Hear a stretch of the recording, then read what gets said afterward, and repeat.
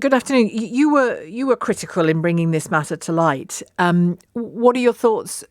What were your thoughts hearing that in the Commons? Very emotional, very moved.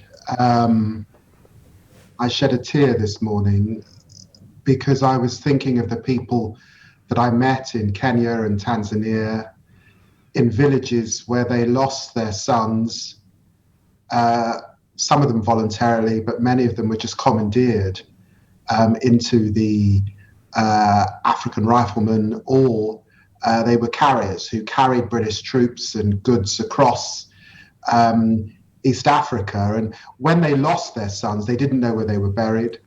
And those villages and towns were devastated, as you would expect, for years to come because they lost all their men.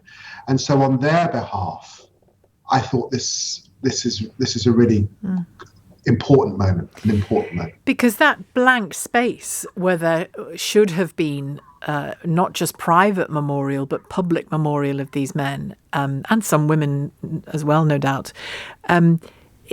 We had that filled, didn't we? The rest of us had that filled, I suppose. Even those of us who didn't have a strong family connection to those who served. It's part of the fabric of our national life, isn't it? And you're talking there about just a blank space instead. Oh, look, we've got so much. I mean, we've got Men in Gate in Belgium, school trips every year across the country to Belgium and France to look at those gravesites and think about the First World War. We've got the poetry of Wilfred Owen, Rudyard Kipling, and so many others. We even have fantastic popular culture like the Blackadder series.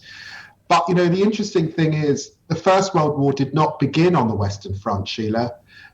We never learned that the first shots were fired on the Eastern Front in East Africa, and that there were African soldiers, Egyptian, Middle Eastern soldiers who fought for the British Empire and died for the British Empire. Every single culture honours its dead, particularly in war.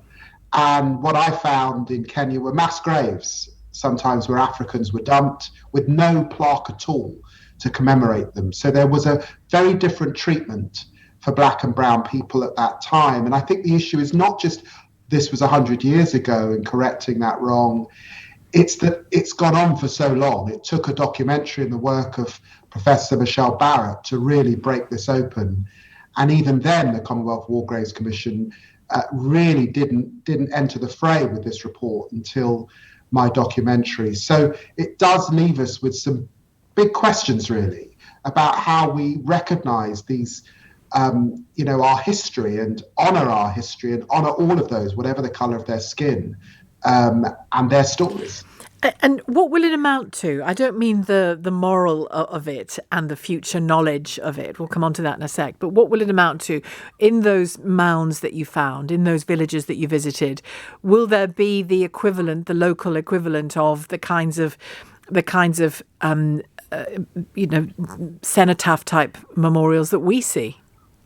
Well, there was a phrase that was used in the documentation from British administrators where they sent names missing, or they would allow graves to return to nature, which means that there are names in the archives in Kenya and Tanzania, and those names can now be found, and those memorials can now be put up where those names exist. But of course, there will be, I'm afraid, thousands and thousands of names that are missing.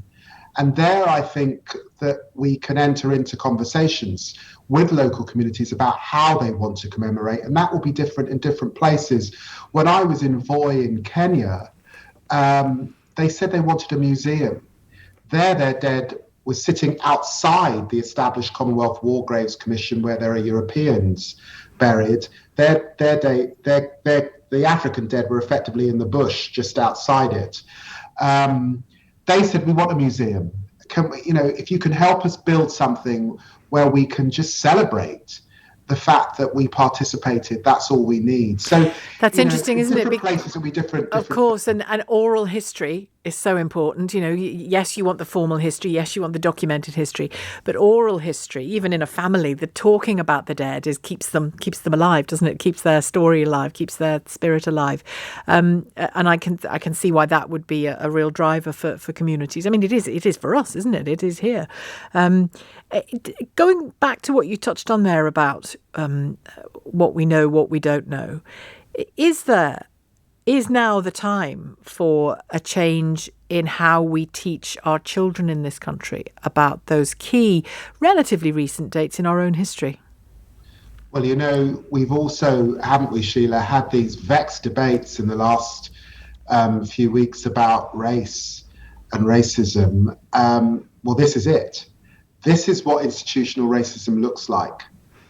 There is no better example than this and its consequences. And can I interrupt there? Can I interrupt there? And because do you mean? I mean, I think I know what you mean, but people hear terms like structural racism and institutional racism and don't necessarily break it down into the nuts and bolts of the reality of what that means.